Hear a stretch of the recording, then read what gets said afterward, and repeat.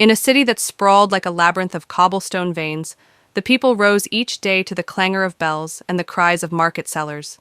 Their hands were calloused from labor, their eyes weary from the endless tally of coin and bread. Above them, in a high marble hall crowned with banners, sat the authority, a man whose name had been forgotten by time, but whose presence was woven into every decree, every tax, every whisper of law. He was a man of sharp jaw and smooth tongue, a master of ceremonies for his own virtue. His hands were always open to shake, always ready to sign a document that proclaimed fairness, justice, and order. Yet beneath the veneer, his fingers never let go of the city's treasure. Every levy collected, every tithe demanded, he funneled into his own stores, hoarding wealth while the people labored in the streets. And he was clever, for he never took in silence.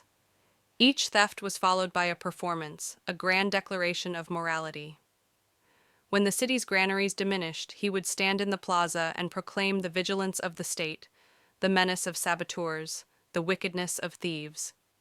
The crowd would listen, nod, bow to his wisdom, never suspecting that the granaries were empty because of the same hands that now wagged a finger in public outrage. The authorities' mansion sat atop the highest hill, a palace of white marble and gilded columns that glimmered under the rising sun. From its balconies, he surveyed the streets as a shepherd would his flock, though in truth he was more predator than caretaker. Merchants came to him with complaints of theft. Peasants brought pleas of injustice, and he received them all with solemn nods, each word carefully crafted to suggest empathy and concern. Yet behind the heavy velvet curtains of his study, he counted the day's gains. Coins clinked against coins in iron chests.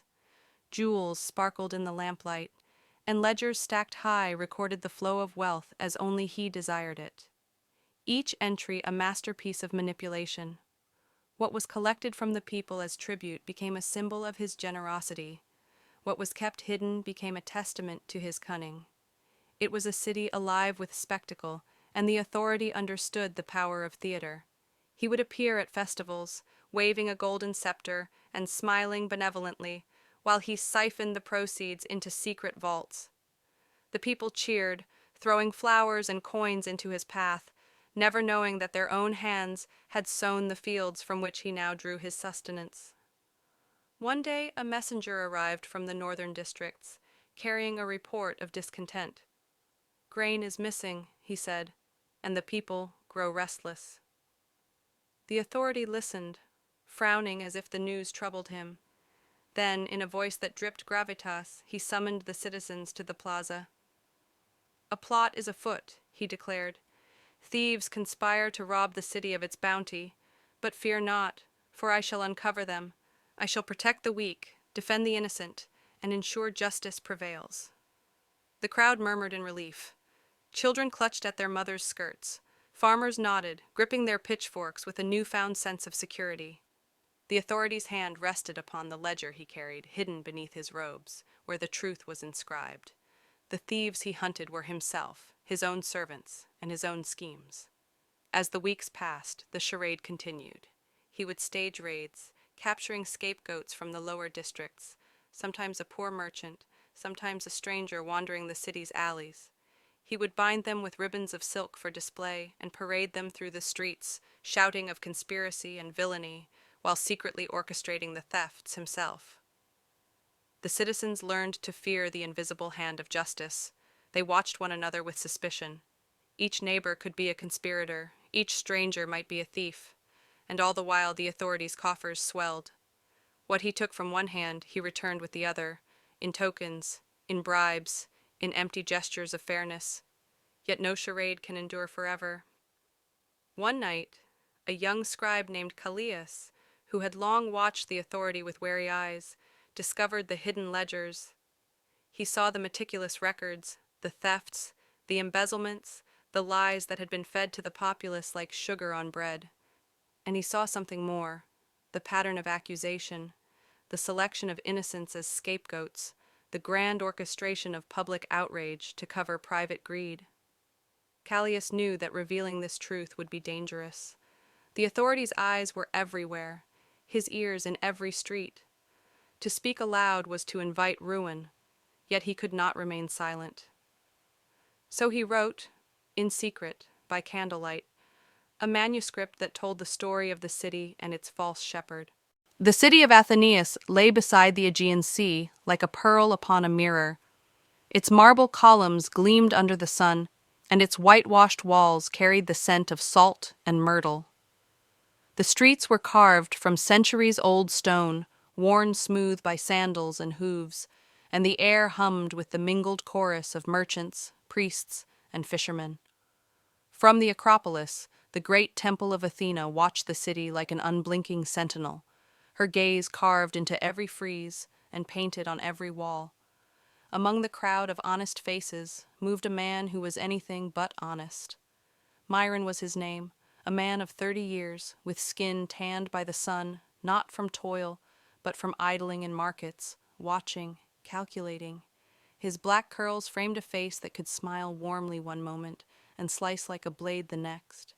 A thin scar ran along his jawline, a souvenir from a fight he had not won, and his eyes were the gray of storm clouds just before rain, restless, never still. He moved through the market like a shadow slipping between beams of light. One moment he was admiring figs stacked in pyramids, the next he was testing the weight of a coin purse in his palm. Always there was that faint smile on his lips, the smile of a fox among chickens. It was on one such morning, beneath the gold wash of dawn, that Myron's fingers found the purse of a fisherman. The man was too busy haggling over the price of a tuna to notice. With a flick of the wrist, the coins were gone, swallowed into the folds of Myron's weathered gray cloak. And then the theater began.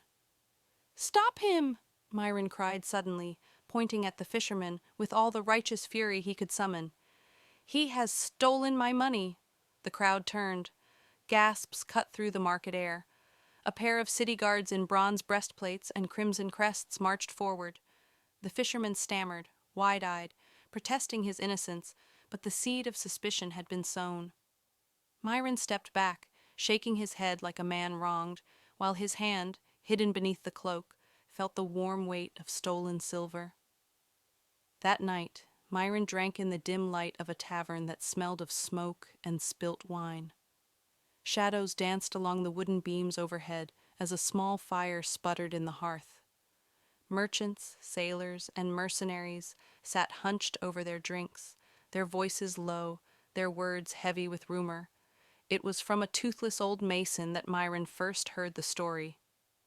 "They say," the man rasped, leaning closer so his breath reeked of sour grapes, "that atop the temple of Athena, in the highest chamber where only priests may walk, there sits a statue, an owl of gold, with eyes of emerald brighter than the moon.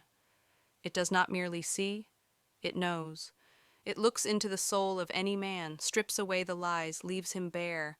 The mason's grin showed the gaps in his teeth. "But those eyes are worth a king's ransom." Myron's fingers tapped against his cup. He said nothing, but in his mind the owl had already taken shape. Gold feathers catching the torchlight, emerald eyes burning like cold fire, treasure, power, and a challenge worthy of his skill. 3 nights later, the city erupted in celebration, the festival of the harvest moon. Musicians filled the squares with the drone of aulos flutes and the rhythm of hand drums. Dancers twirled, their robes catching the lamplight, and the scent of roasting lamb rolled through the streets. It was the perfect night for a theft. Draped in a new tunic to blend with the revelers, Myron slipped through the crowd toward the Acropolis. The steps were lined with priests reciting prayers, their voices rising in unison like waves. Above them loomed the temple, a fortress of marble and shadow, its columns carved with owls, its bronze doors glinting beneath the moon. The guards were distracted by the festivities. Myron moved silently, hugging the shadows of the columns. The cold marble pressed against his back as he edged along the wall until he reached a narrow side entrance. Inside, the air was cooler, thick with the scent of burning incense. Moonlight filtered through high windows, illuminating the central chamber. And there it was, the owl. It stood upon a marble plinth wings folded in eternal stillness. Every feather was shaped from gold, each etched with delicate lines. But it was the eyes that froze Myron where he stood, twin emeralds, alive with a light that did not belong to this world. Myron's heart pounded.